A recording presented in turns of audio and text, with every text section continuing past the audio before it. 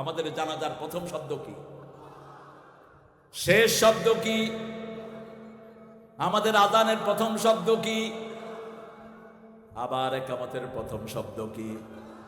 আবার নামাজে যাওয়ার প্রথম, রুকুতে যাওয়ার প্রথম শব্দ কি?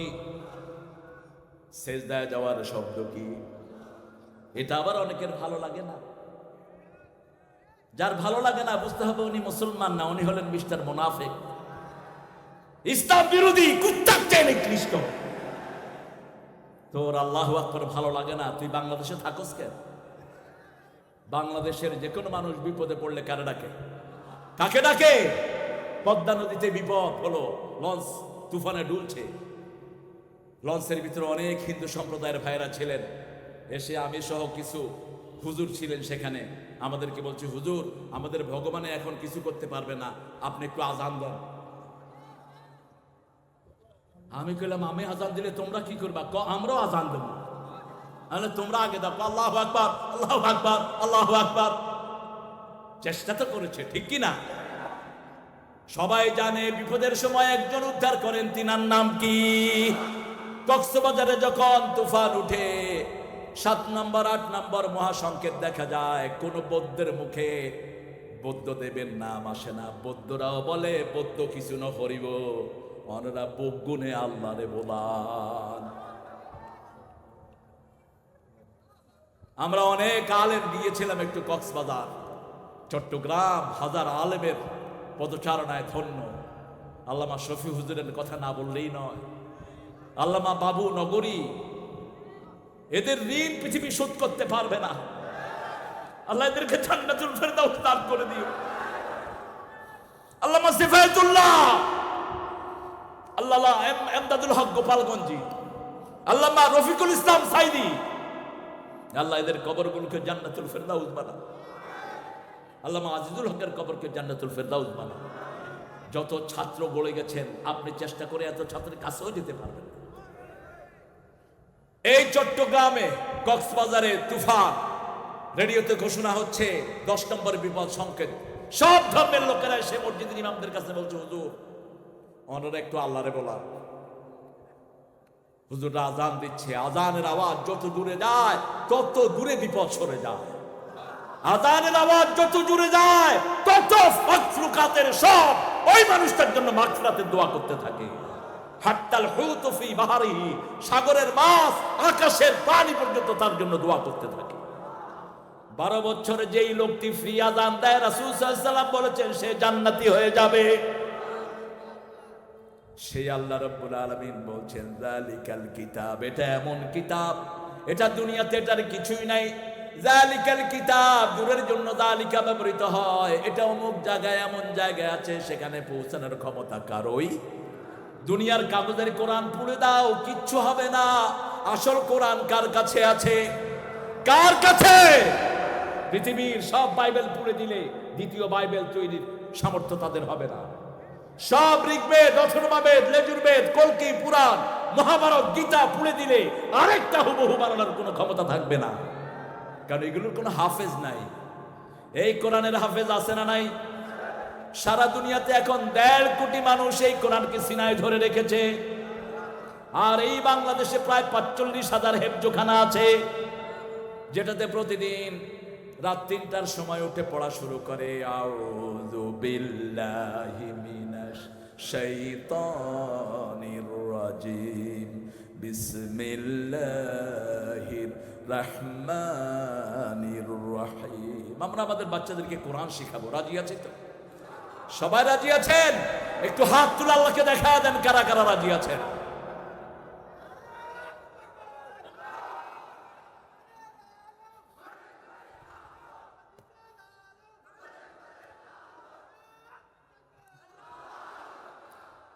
কোরআন পড়লে রোগ দূর হয়। কি দূর হয়? রোগ দূর হয়। তার সবচেয়ে বড় প্রমাণ হলো গত করোনার ভরা সিজনে সরকার হেফজোখানাগুলো খুলে দিলেন। হেফজোখানার হাফেজরা পড়া শুরু করলো, করোনা দূর হতে লাগলো। এরপরে মসজিদ খোলা হলো, করোনা আরো দূরে সরে গেল, ঠিক কিনা? কাবা শরীফ খুলে দেয়া হলো, করোনা মুক্ত শহর হলো মক্কা। মসজিদ নববী খুলে দেয়া হলো, করোনা মুক্ত শহর হলো মদিনা। সুবহানাল্লাহ কইবেন না? আবার করোনাতে তারা আমাদের ওযু শিখেছে ভালো করে। সারা দুনিয়ার ডাক্তাররা বলেছে করোনা থেকে মুক্তি চাও, ভালো করে হাত ধোও।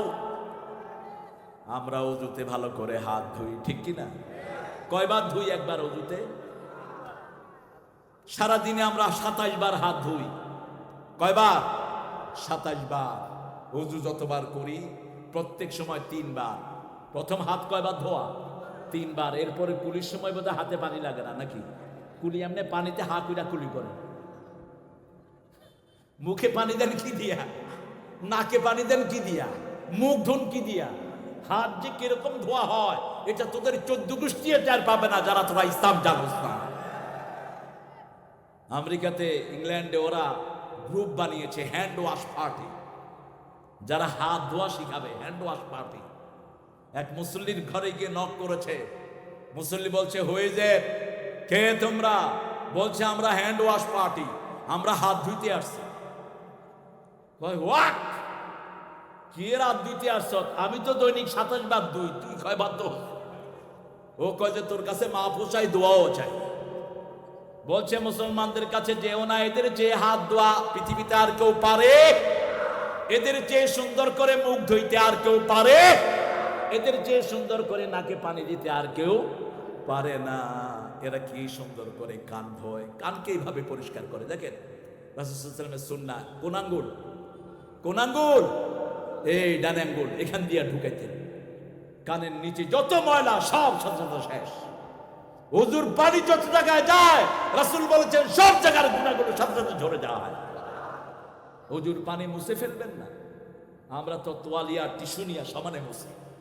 রাসূল সাল্লাল্লাহু আলাইহি ওয়াসাল্লাম বলছেন যতক্ষণ থাকে আখিরি কাতরিল মা, শেষ ফোঁটা ধরা পর্যন্ত গুনাহ ঝরতে থাকে।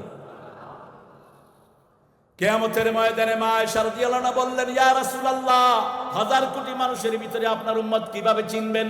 রাসূল সাল্লাল্লাহু আলাইহি ওয়াসাল্লাম বললেন, গুররাম মুআজ্জিলিন, চিত্রা ঘোড়াগুলো যেরকম হাজার লক্ষ ঘোড়ার ভিতরে চিনা যায়, কিয়ামতের ময়দানে আমার ওযু করা উম্মতকে আমি চিনে নেব। এদের চেহারাগুলো সূর্যের আলোর চেয়ে চিকচিকময় হয়ে যাবে। হাতগুলো, পাগুলো যত জায়গায় ওযুর পানি লেগেছে চিকচিকময় হয়ে যাবে। রাসূল বলতেন, ফালিয়াজদাদু ফুরুরাহুম, তোমরা যখন ওযু করো তোমাদের চিকচিকের জায়গাটাকে আরো বাড়িয়ে নাও। এজন্য যে কোনো অপরাধ করলে, ওযু করলে তার অপরাধ মাফ করে দেন কে? যে কোনো গুনাহ হয়ে গেছে সাথে সাথে পড়েন লা ইলাহা লা ইলাহা ইল্লাল্লাহু মুহাম্মাদুর রাসূলুল্লাহ। আপনার গুনাহ মাফ করে দিবেন কে? সে আল্লাহ বলছেন যালিকাল কিতাব, ওই জায়গায় ওই কিতাব। কোন কিতাব? যেই কিতাবের ভিতরে সব কিছু পাওয়া যায়, ঠিক না ঠিক? মা ফাররাতনা ফিল কিতাবে মিন শাই, পৃথিবীর কোন জিনিস আমি এই কিতাব থেকে বাদ দেই নেই। মানুষের আমলনামায় আল্লাহ কিতাব দিয়েছেন, প্রতিদিন আমাদের আমলনামায় কিতাব তৈরি হচ্ছে। মুসলমানদের কিতাবের শুরুতেই হলো আল্লাহর নাম, ঠিক না ঠিক?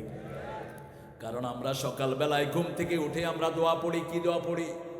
আলহামদুলিল্লাহ আল্লাযী আহইয়ানা বা'দামা আমাতানা ওয়া ইলাইহিন নুশুর। ওযুখানায় যেতেও দোয়া আছে না নাই? বাথরুমে যেতে দোয়া, ওযুর পরেও দোয়া আছে না নাই? ওযুর পরে যারা পড়ে লা ইয়াশহাদু আল্লা ইলাহা ইল্লাল্লাহু ওয়াহদাহু লা শারীকা লাহু ওয়া আশহাদু আন্না মুহাম্মাদান, সাথে সাথে জান্নাতের 8টা দরজা আল্লাহ তাদের জন্য খুলে দেয়। কার জন্য এই সুসংবাদ আছে? আর কারো জন্য পৃথিবীর এত সুসংবাদ নেই। যালিকাল কিতাবু লা রাইবা ফীহি হুদাল লিল মুত্তাকিন। কোনো সন্দেহ নাই, ভুল তো দূরের কথা, সন্দেহই নাই। সন্দেহ ধরতে যারাই কোরআনের কাছে গিয়েছে তারাই পড়েছে লা ইলাহা লা ইলাহা ইল্লাল্লাহু মুহাম্মাদুর রাসূলুল্লাহ সাল্লাল্লাহু।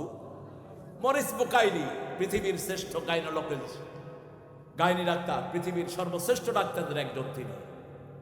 তিনি সমাধান খুঁজতে লাগলেন যে মানুষের সৃষ্টির তত্ত্ব কোথায় পাওয়া যায়। তিনি বাইবেল খুঁজতে লাগলেন, কোথাও পেলেন না।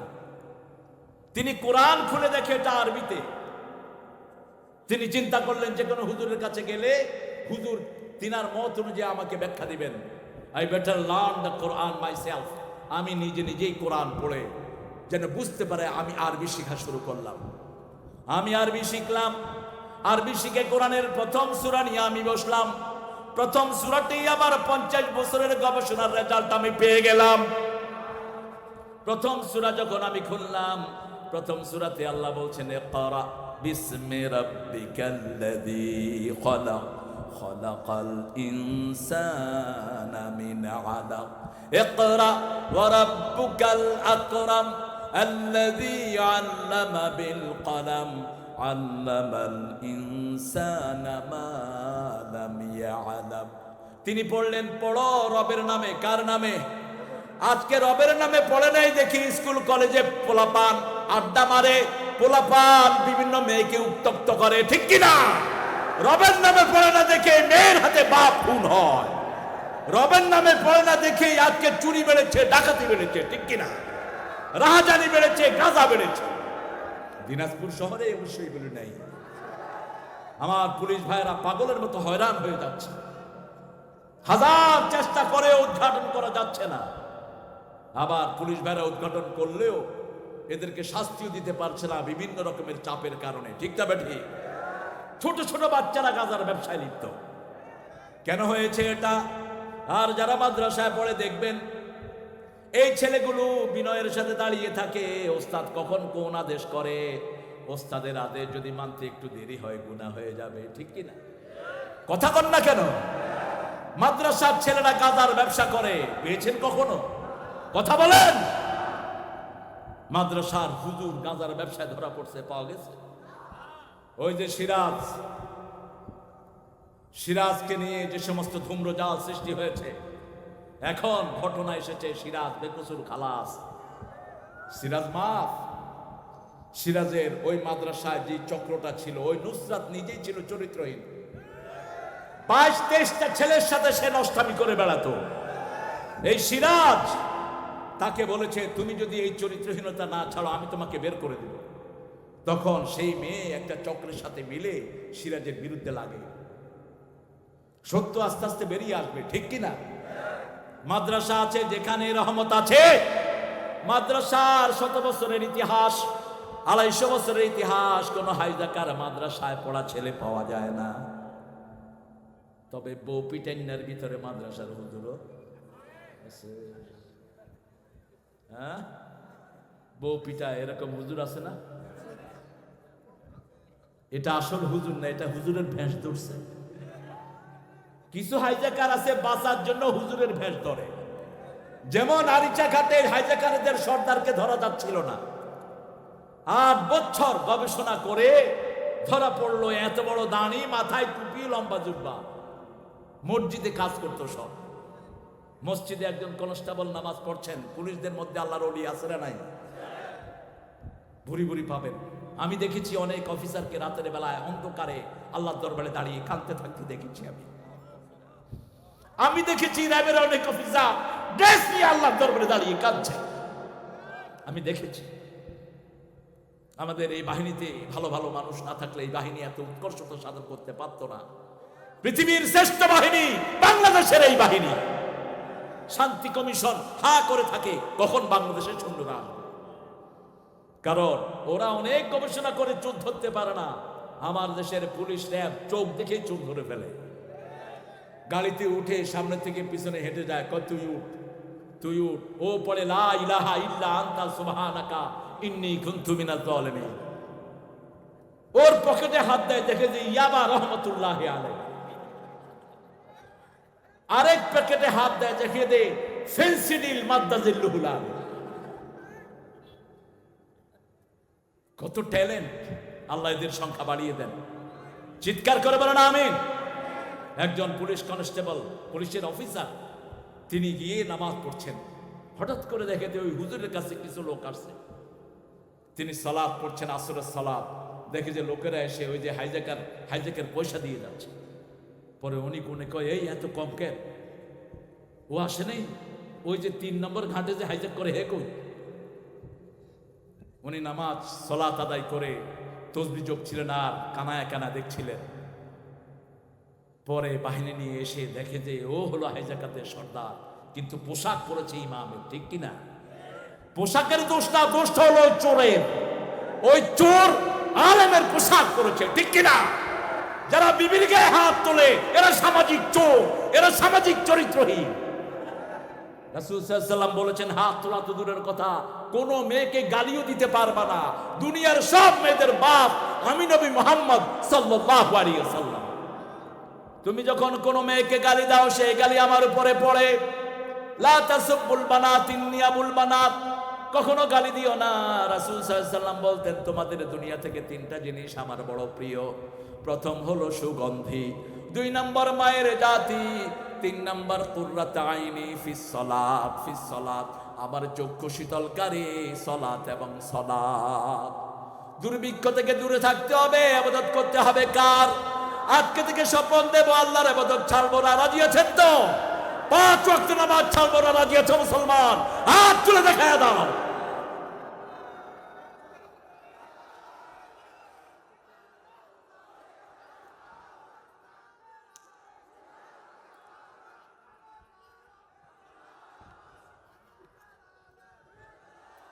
আল্লাহ বলে আমিন।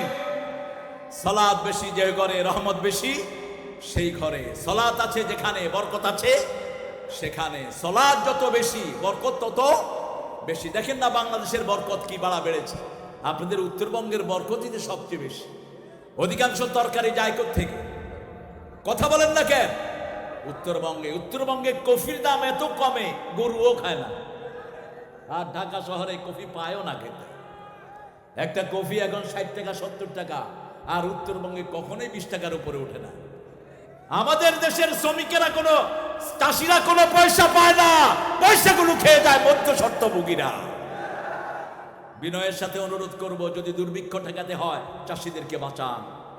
চাষিদের সবগুলো জিনিস সরকারি উদ্যোগে যদি কিনে নেওয়া হয়, চাষিরা কোনোদিন ঠকবে না, ঠিক না? ঠিক যেমন এখন ধানের চাষ করে কেউ লসে থাকে না, আলহামদুলিল্লাহ বলবেন না? টমেটো, ক্ষীরা, এই সবগুলো পৃথিবীর সবচেয়ে দামি জিনিস। 1 কেজি টমেটোর দাম লন্ডন আমেরিকার বাজারে হলো বাংলাদেশি টাকার 500 টাকা। আর আপনাদের এখানে কত? কত? 5 টাকা? নাউজুবিল্লাহ মিন যালিক। ঢাকা শহরে তো আপনি শশার দানাও পাবেন না 5 টাকা দিয়ে। কি নিয়ামত আল্লাহ দান করেছেন, কেন দিয়েছেন? যালিকাল কিতাবু লা রাইবা ফীহি হুদাল লিল মুত্তাকিন, মুত্তাকিদের জন্য সব রকমের হেদায়েত এই কিতাবের ভিতরে দান করেছেন কে? আল্লাহ রাব্বুল আলামিন দান করে দিয়েছেন। আর মুত্তাকিদেরকে কর্মসূচি দিয়েছেন। তোমাদের কর্মসূচি শুনো, যদি তাকওয়াবান হতে হয় লম্বা জুব্বা না, তাকওয়াবান হতে হলে লম্বা দাড়ি নয়, এগুলো তাকওয়ার পোশাক। তবে শুধু দাড়ি শুধু জুব্বা দিয়ে তাকওয়াবান হওয়া যায়? তাহলে রবীন্দ্রনাথ সবচেয়ে বড় তাকওয়াবান হয়ে যেতেন, তাহলে শিখেরা সবচেয়ে বড় তাকওয়াবান হয়ে যেতেন। তবে তাকওয়ার একটা পোশাক আছে, তাকওয়ার আসল পরিচয় আল্লাহ দিচ্ছেন। আল্লামা ইকবাল, দাড়ি নাই, ব্যারিস্টার ইকবাল, চিকন মোস, বাপ আলেম বানাতে চেয়েছিলেন, কিন্তু তিনি বারেক ল করেছেন। এসে কোরআনকে এত রপ্ত করেছেন, তিনি জীবনের সায়ান্নে এসে বললেন, কোরআনের মগজ আমি তুলে নিয়েছি, হাড্ডি দুনিয়াবাসীর জন্য রেখে দিয়েছি। যে কোনো প্রশ্ন কেউ করতো, তিনি কোরআন দেখে উত্তর দিতেন। এই আল্লামা ইকবাল লিখেছেন, চীনো আরব হামারা, হিন্দুস্তান হামারা, মুসলিম হে হাম ওয়াতন হ্যায়, সারা জাহাं हमारा, रूए जमी से लेकर ता आसमां हमारा। चीन আমার, আরব আমার, হিন্দুস্তান আমার নেই কোপর, মুসলিম আমি সারা দুনিয়ায় আমি বেঁধেছি ঘর। এই দুনিয়ার মাটি মুসলমানদের কাছে ঋণী, ঠিক তবে ঠিক। সারা দুনিয়ার মালিক আমরা মুসলমানরা, ঠিক তবে ঠিক। পারস্যের যত উৎকর্ষতা দেখেন সব ইসলামের সময় হয়েছে। ভারতের উৎকর্ষতা হয়েছে ইসলামের সময়। এই পৃথিবীর প্রত্যেকটা ডালায় ডালায় মুসলমানরা রাজত্ব করেছে। আজকে বিজ্ঞানের যত জন্ম দেখেন সব জন্ম মুসলমানদের দ্বারাই হয়েছে। আজকে মেডিকেল সায়েন্সের যত উদ্ভাবন সব হয়েছে মুসলমান দ্বারা।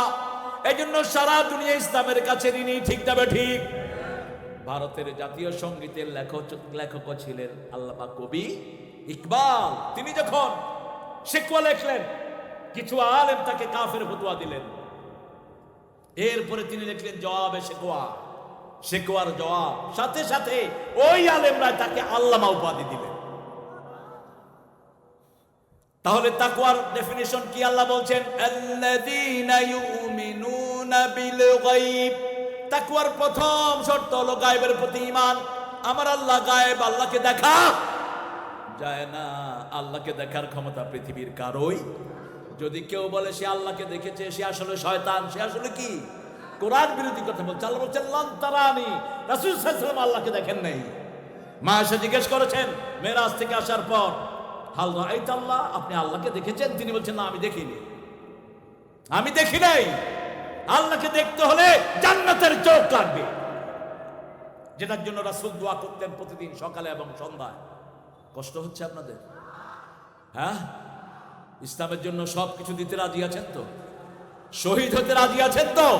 কারা কারা হাত তুলে দেখা দেন।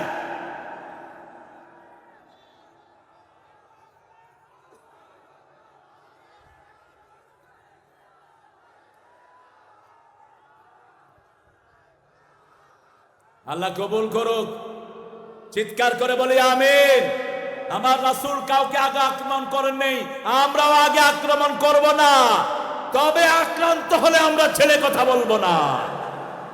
আমার রোহিঙ্গাদের গায়ে হাত দিয়েছো, আমরা মাফ করে দিয়েছি। আমার বসনিয়ার মুসলমানের গায়ে হাত দিয়েছো, মাফ করে দিয়েছি। কিন্তু আগামীর পৃথিবী মুসলমানদের পৃথিবী, আগামী দিনের পৃথিবী ইসলামের পৃথিবী। প্রতিদিন 20,000-এর মতো মানুষ নতুন করে কালেমা পড়ে মুসলমান হচ্ছে। করোনার পরে মুসলমানের সংখ্যা আরো বাড়ছে না কমছে? ইসলাম বেশি যেখানে করোনা কম, ইসলাম নাই যেখানে করোনা বেশি সেখানে। সবচেয়ে বেশি মরেছে কোন দেশের লোক? সবচেয়ে বেশি কোন দেশ? আমাদের পাশের দেশেও কম মরে নাই।